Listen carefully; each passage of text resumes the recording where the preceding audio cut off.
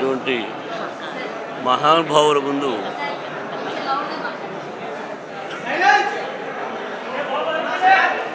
అమ్మా ఈరోజు నేను చాలా అదృష్టంగా భావిస్తున్నాను.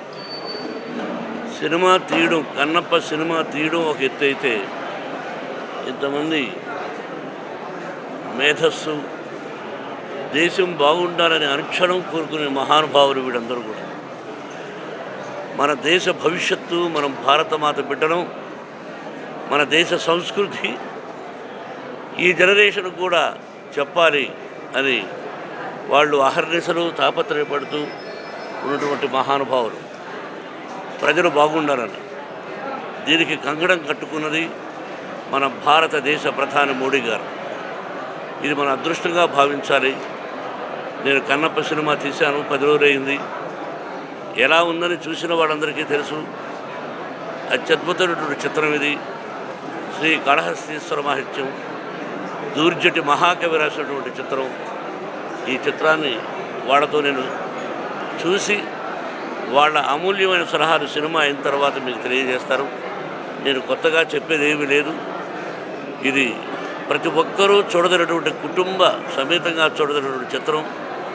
మన పిల్లలకు కూడా వేదం అంటే ఏంటి, ఉపనిషత్తులు ఏంటి అంటే 3000 సంవత్సరాలకు ముందు దూర్జటి మహాకవి రాసినటువంటి చిత్రం ఇది.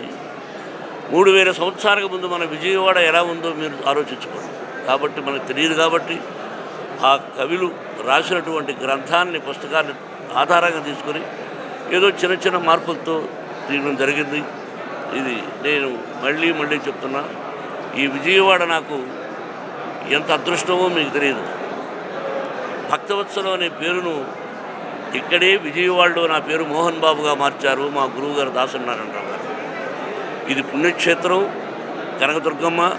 అలాగే ఈ సినిమాలో అర్జునుడు తపస్సు చేసినటువంటి స్థలం ఇంద్రకీల ఇక్కడే ఉంది.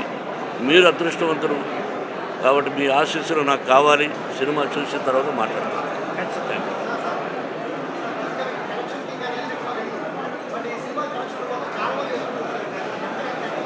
నేను సినిమా చూసిన తర్వాత వాళ్ళతో, ఇప్పుడు ముఖ్యం వాళ్ళకు సినిమా చూపించాలనే ఉద్దేశం. నేను ప్రశ్నకు సమాధానం ఇస్తాను, మీరు తప్పుగా అర్థం చేసుకోకండి. ఒకసారి వాళ్ళందరితో వాళ్ళని ఇక్కడ పెట్టి వాళ్ళందరినీ ఇక్కడ పెట్టి ఆ పూలమాల నేను వేసుకోవడం కూడా నేను కొంచెం ఇబ్బందిగా ఫీల్ అయ్యాను. అది పెద్దవాళ్ళు వేసుకోమన్నారు. ఇది మళ్ళీ చెప్తున్నా, ఈరోజు నాకు అదృష్టమైన రోజు. ఈ విధంగా అందరూ కలవాలని సూచించింది తమ్ముడు గజల్ శ్రీనివాస్. దాదాపు 100కు పైగా భాషల్లో అనర్గళంగా మాట్లాడగలిగి గజలు పాడగలిగినటువంటి తమ్ముడు.